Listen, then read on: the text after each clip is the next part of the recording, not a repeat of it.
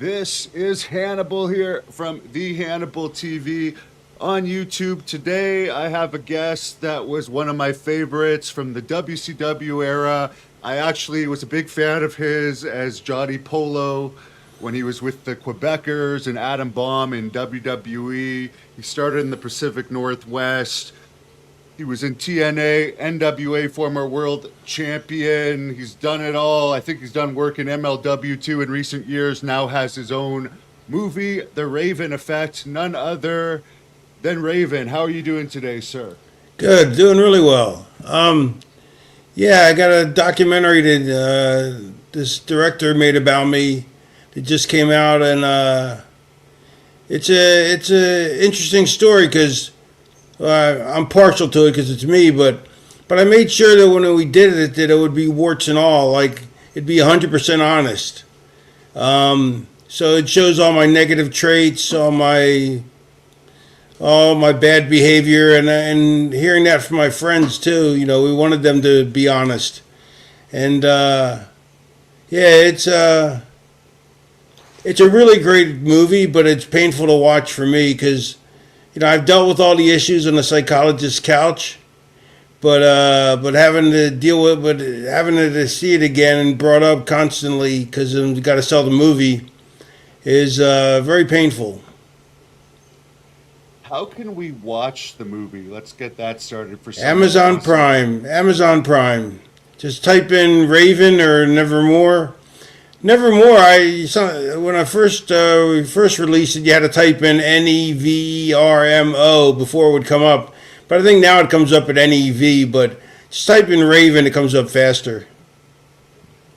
Now, you talk about a psychologist couch. Did you ever find that when you were dealing with that sometimes the psychologist appointments would actually cause a relapse? Because I had some issues for a while, and I found after a while, hey, these psychologist appointments are just bringing back cravings and memories. No, I didn't find that, but I can understand how you might. It's it all depends, on the individual. It depends on a lot of things, but I think everybody should spend a little time on a shrink's couch, on a psychologist's couch, just to learn a little bit more about themselves. Also, I got some mental illness issues that I deal with in the movie that I dealt with that I bring up in the movie, and I think so. I think it's a good thing to be able to talk about that publicly. You know.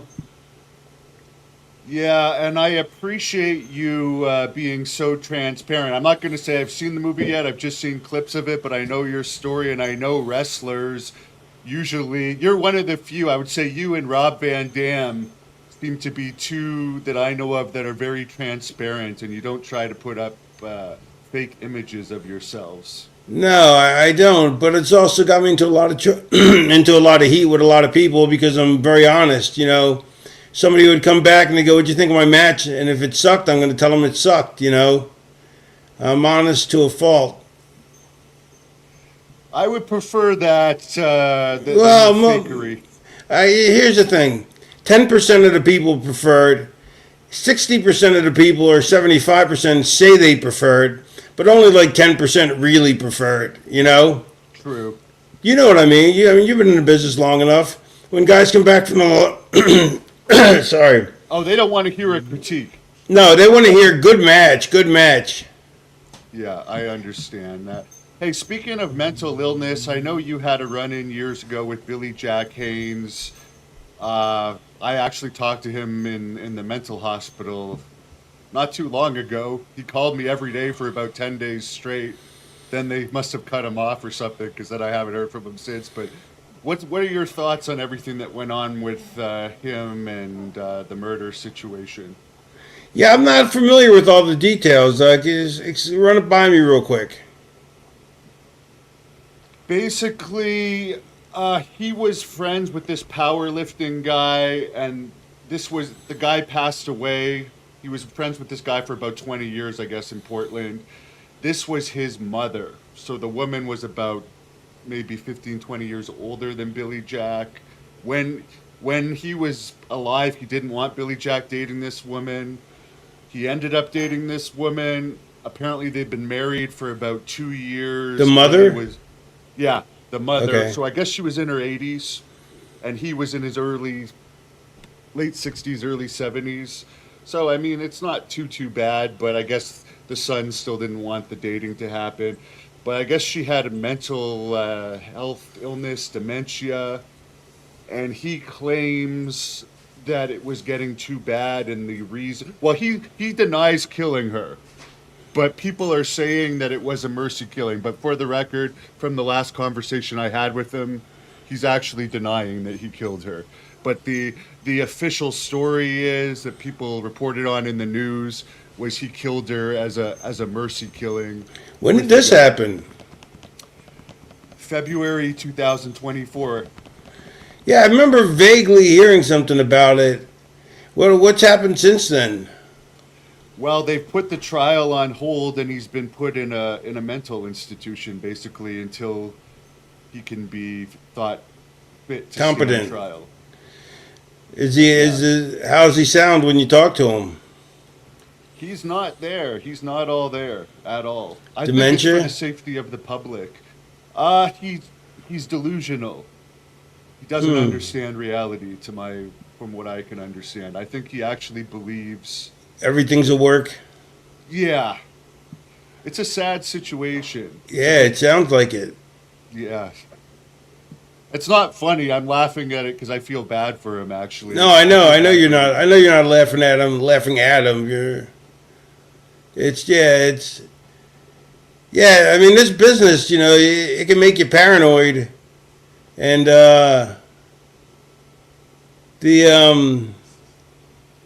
I'm seeing all the. Sorry, I got interrupted. I'm seeing all the comments. God, do you want me to put them up, or are they distracted to you? No, they're fine. It just distracted me at first. Yeah, no, yeah, I feel bad for Billy. I always liked Billy. We got along, we always got along.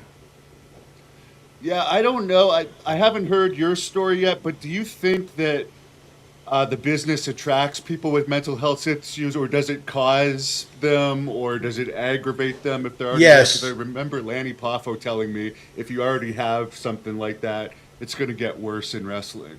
I'm going to say yes to all of that. Okay. I think it's all of the above. This business, the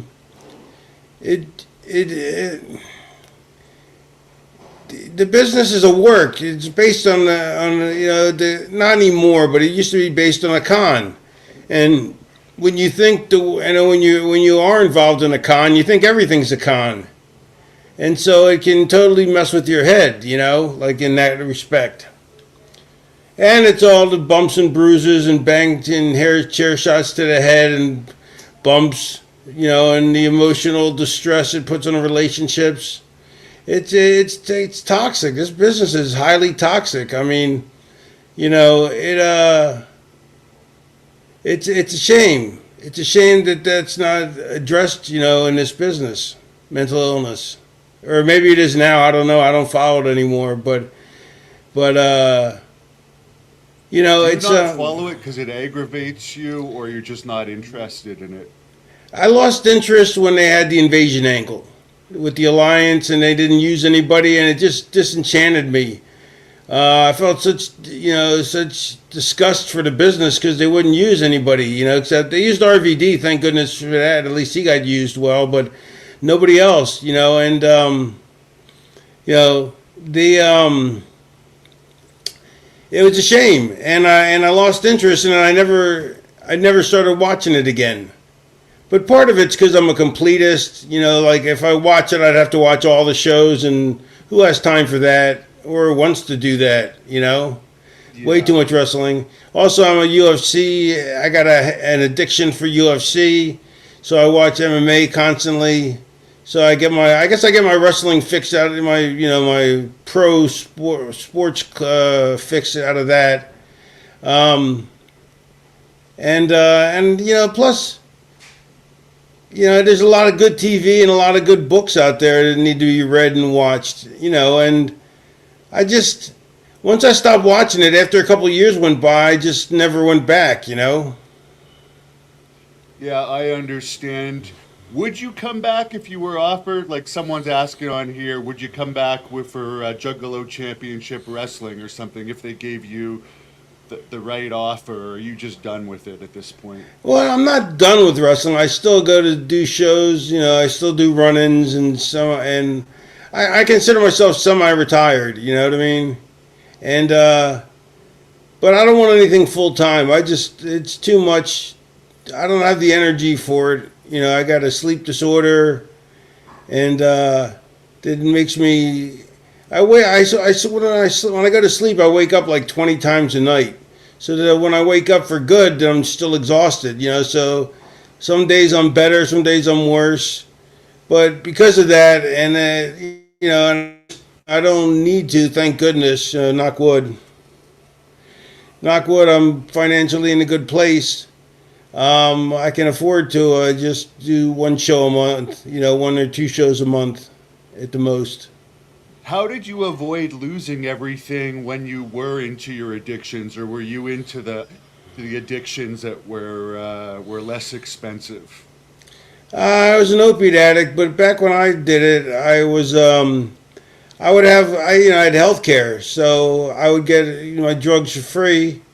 And but of course, I took more than the prescribed amount. But I had my buddies go. This is back when you could when you could afford to be an addict. Like now, I don't see how anybody could be an addict now with all the crackdowns. But which is good. Nobody should be an addict. It's a shame. But I would have my friends go to the doctors, and then they would get prescriptions, and they would just give them to me. So. My God, you got someone on here watching from Russia. What are your memories of wrestling in Russia in 2007? Wow, I didn't even know they had wrestling over there. Yeah, I got Joe Legend got me booked on a tour. It was pretty cool. Oh, first night we flew in, I brought my wife at the time, who's now my roommate and best friend. We got divorced to save the friendship. I brought her and we went to Russia, and Joe picked us up at the airport and drove us right to Red Square. And so it's snowing, it's beautiful, it's Christmas time.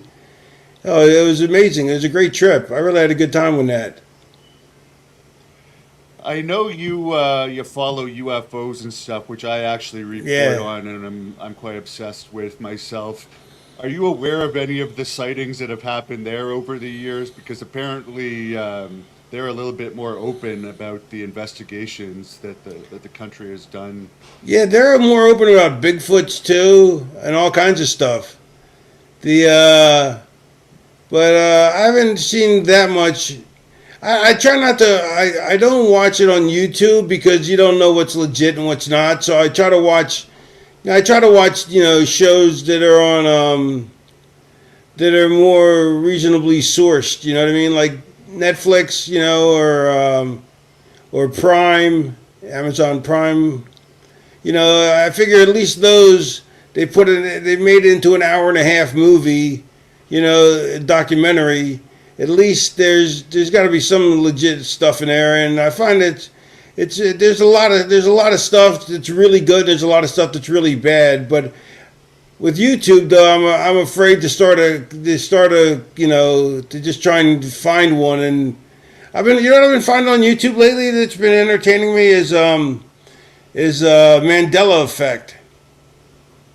The Mandela Oh yeah, I've There's been a, hearing about that. Could you explain that to me? What that is? yeah, it's like the people have different memories of famous stuff that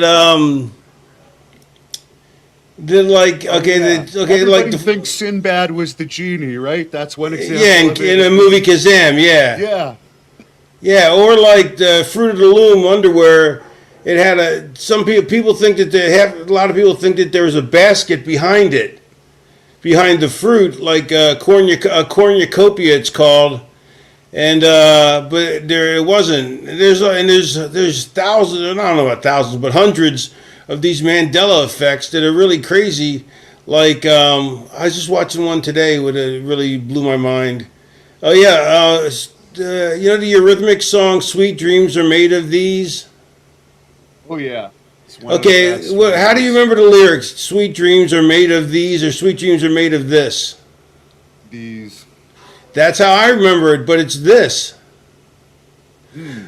Look it up; it'll say this. That's just a really small one, but yeah, but it's weird. Like you know, or like "Mirror, Mirror on the Wall" and the Snow White. It's actually "Magic Mirror on the Wall," but I remember it's distinctly being "Mirror, Mirror on Yeah. the Wall." Yes. 100%. Yeah, so it's really fascinating. There's a channel guy who puts them out. I haven't watched any. I've only watched this one guy's because he's really entertaining. His name's All Time, but there's other people to put them out too. I haven't looked at theirs. I guess I should to get a varied opinion, but yeah, it's really weird. And then he has one video where this All Time guy has a video where he explains 9 theories on what could be causing the Mandela effect. And you know, the Mandela effect came because a lot of people thought Mandela died in prison. Right, which you didn't. Yeah, but I could have sworn he had died in prison. What did you? It doesn't affect everybody though, so everybody's different. No, I definitely have that recollection that could have been, but I think I may have seen enough recent documentaries to remember that he hadn't. And I got to ask you about Three Eye Atlas. Have you been following this at all? I followed it a little bit, but that guy, the guy I like to follow is that Avi Loeb guy. Yeah. But they're all 20 minutes, and there's only 5 minutes of information in each one, and there's 20 minutes of blather. You know what I mean? So it's kind of, I wish you would just put out shorter feeds, videos. Well, December 19th, so this Friday, we'll get our clearest view of it. Oh, right. So apparently it's the size of Mars, they're saying now, and there's an anti-tail on it that is the same distance between Earth and the Moon. This anti-tail that's on this thing. So Wait, it's the same size as Mars? the actual object, they are now saying that they believe now that it's getting closer, it's the same size as Mars. That's how big this thing is. Didn't they say before that it was only like 100 miles or something? They were saying before Manhattan. Yeah, okay, that's like 100 miles. So I guess we'll know more on Friday. But it's also supposedly one. No, of NASA's- Manhattan would be only like 30 miles across. Yeah. If that. So they're getting different reports now that it's becoming close. Now that it's coming closer. Is it still in different pieces? Is it still broke No. apart? No? No, They all grew back together? I don't know if they went back together or if those were scout craft and just disappeared off of the radar. Yeah, it's crazy, isn't it? Yeah, it's definitely weird. I think they found like 15 abnormalities about it now. I'm gonna have to look into that again. When I'm done with this interview, I'm gonna take a nap. And before I take a nap, I always watch TV, and I'm gonna get a video on that. You ever seen that Avi Loeb guy, the Harvard professor? Oh, I've interviewed him 5 times about it. I'm kind Oh, of have you? I'm obsessed with that Three Eye Atlas thing. He's calmed me down though a bit. He's definitely a little bit more relaxed about it than he was back in September. Yeah. But it's still very unusual, whatever it is. What about? He thinks it's going to Jupiter. At first, he wasn't sure if it would like change its trajectory and come here, but he believes if it is an alien craft, it's got something to do with Jupiter. So we Really? don't have to worry about it for now. Yeah, its end position is going to be Jupiter. What about? You know what? I was watching something the other day about the. It was about the Zimbabwe case. Yes, with the students. The That's a students, very good the case. 11 and 12-year-olds. Yeah, because Yeah. how could they all lie about that? Yeah, tell your audience so they know what we're talking about. Okay, there was a case, I think it was in 93 or 94 in Zimbabwe. I think it was called the Ariel School or something. They were all on their lunch break. And by the way, it was near diamond mines. Apparently, aliens are very attracted to gold and diamond mines. There were some of those pretty close by. This thing landed on its lunch break, they basically came out of this craft and gave telepathic messages to the students about the environment and so forth. Then they all went back in the craft, took off, and there was the government came in and all the kids drew similar pictures. They all told similar Yeah, stories. it's crazy. The teachers, some of the teachers were threatened that if they said too much, they would lose their job. But yeah, to make all of those kids have that same vision, I don't know if that would be possible. I saw one thing on it where they went back and interviewed all the kids 30 years later. Yes. Like, did you see that? Yeah, those kids, I think it was James Fox did a documentary. Yeah, and they interviewed the kids, and they all had stuck to the same exact story. There's like 60 kids, 62 kids. That's crazy, because there's no way 62 11 and 12-year-olds could be that coherent on a story if they made it up. It wouldn't be hoaxable for them, to be able to accomplish that. What do you think? I mean, obviously they're saying there could be something like 72 different races visiting Someone was us. detected at your garage cam. Oh, That's my alarm. Sorry. or there could be or they could be from Earth. They could actually be in the water. What do you think, like, the purpose of them being here is? Is it mapping us? Is it creating hybrids? Are they just visiting us? What do you think it's all about? Well, first, I used to think it was just aliens.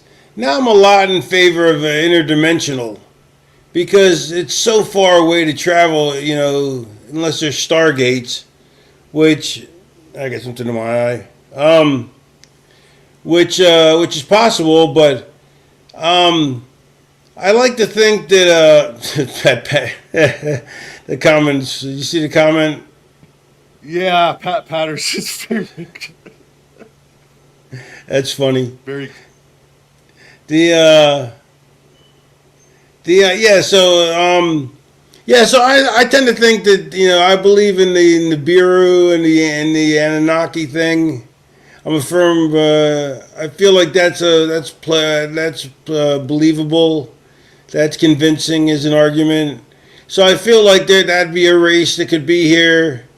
I could feel like there could be a race that's looking at us like a zoo, and we're the farm animals, because that's how we treated the lesser intelligent, and we have to be less intelligent than the people that if they have the technology to get here, unless they're a bunch of. But then I look at it and I go, how come they're all crashing on Earth? Like, what's wrong with the Earth that causes so many ships to crash?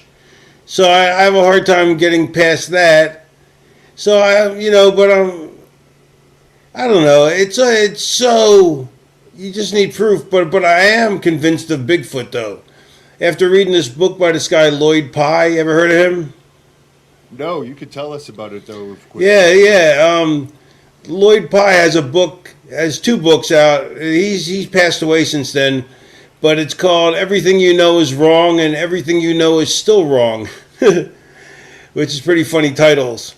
But in it, he talks about how if you see tracks of Bigfoot, you can see by the tracks if the dermal ridges are correct. Like, you can see if they're fake tracks or not if you know how to do that, and then because of the distance between the tracks, they'd have to be like, if you see them in snow, you'd have to be. No, Lloyd Pye didn't have an ET skull. He thought it was, but it turned out that it wasn't. That was answering one of the comments. But first of all, you'd have to have a guy like Shaq size, Shaquille O'Neal, to be able to have the steps far enough apart, because the width between feet is like, I don't know, it's 3 to 4 feet, which a normal sized guy couldn't make. So you couldn't just you couldn't have just a normal sized guy make the tracks. Then you also have to have the tracks would have to have an indentation of like 800 pounds, because that's what they weigh. So you have to have Shaquille O'Neal with a barbell of 300 pounds on his shoulders or something. Now you also have to get boots that look like Bigfoot-sized boots, but on Bigfoots, the ankle is moved forward. their gait is specific because like they walk like Groucho Marx. It's because their ankles are more forward than human beings' ankles. So you have to have specially made, designed boots made by some special firm that would cost you thousands and thousands of dollars to make.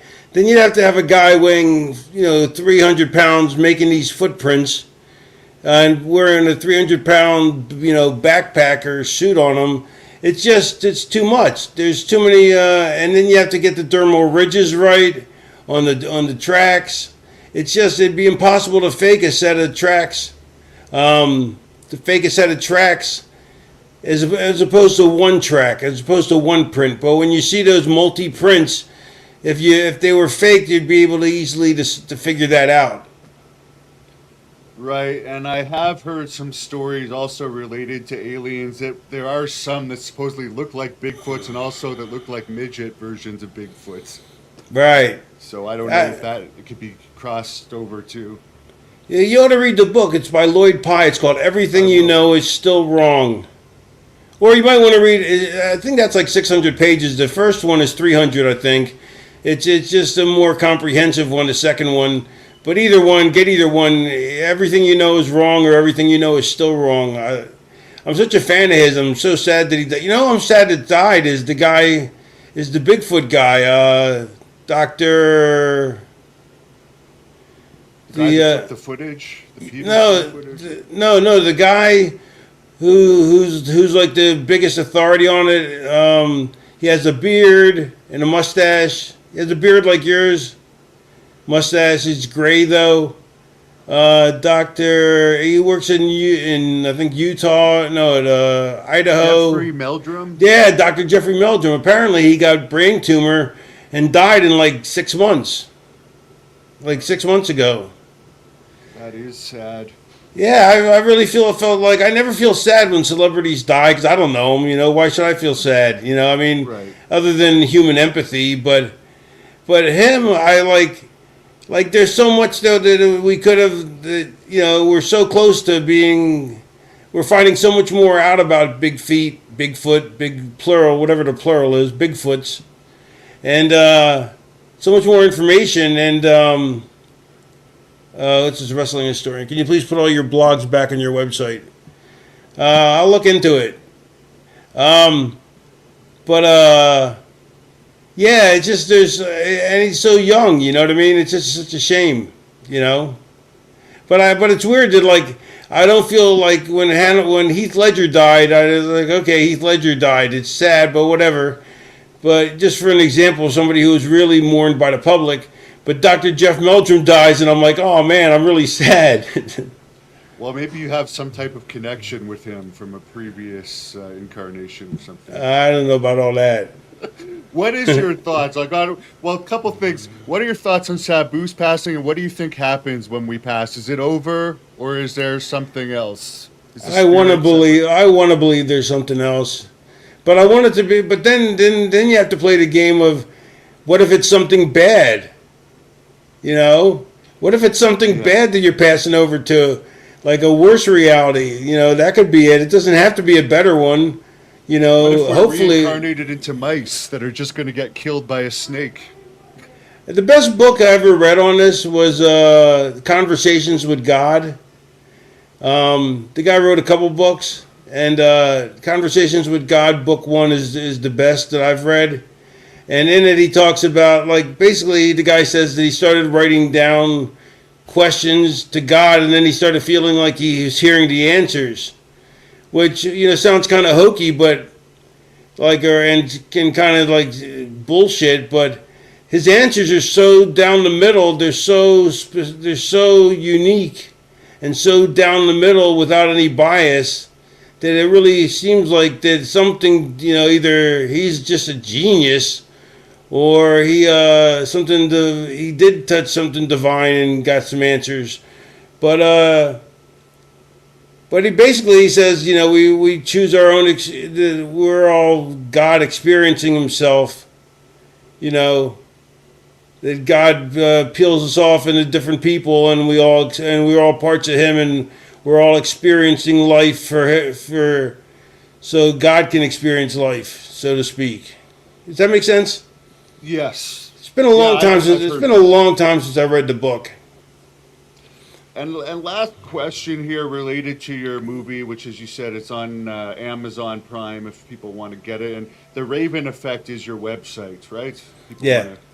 So how did you get off of the opioids? And because I've taken kratom right recently, which I didn't even know was an opioid at the time, but I even noticed like there's withdrawal from kratom.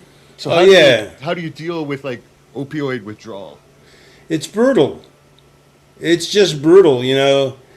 The best way I found was I did it through buprenorphine Conversation with God by Neil Donald Walsh. He made a movie about that. That's interesting. The comments are pretty interesting when you got good fans.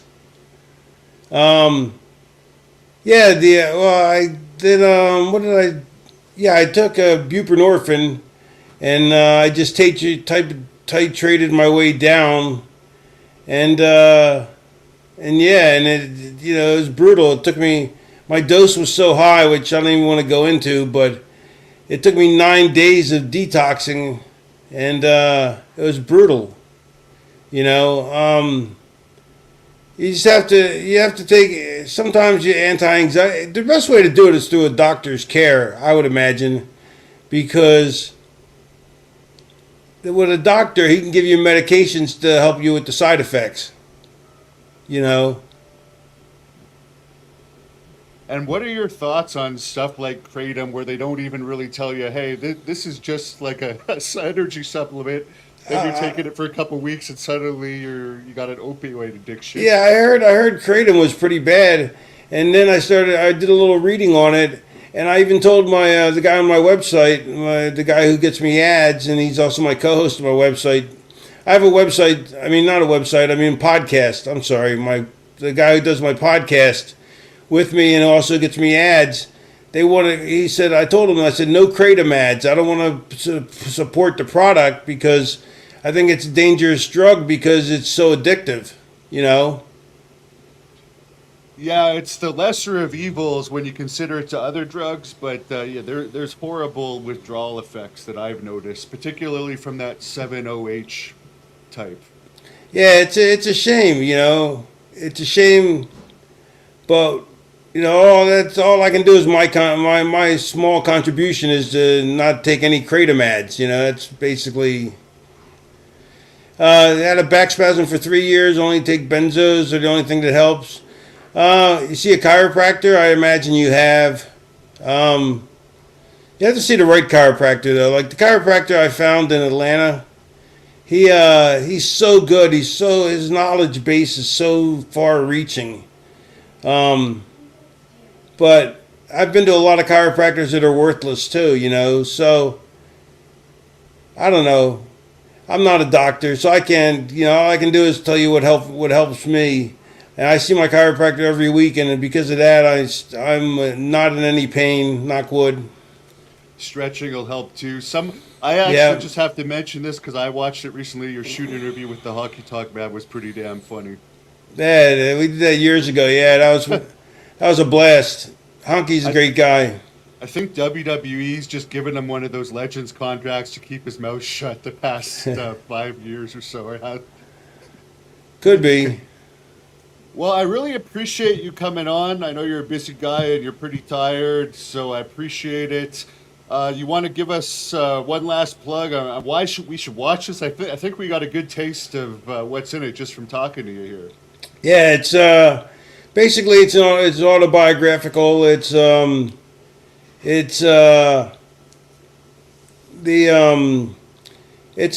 so distracted by the comments and the thing. Sorry about that. Yeah, I feel bad for them if I don't put them up, that I'm like ignoring them or something. But yeah, No, some I people don't. are more distracted than others. I used to be able to do two things at once, but not anymore. I'm old now and beat up. Too many chair shots to the head, too many drugs. But the movie if you like wrestling, it's a love letter to ECW and sort of. it's a very warts and all portrayal of, not portrayal, but reality about me and my life story, and I think it's really interesting. And if you have mental illness or any kind of, if you know anybody who does, you'll find it interesting, hopefully helpful.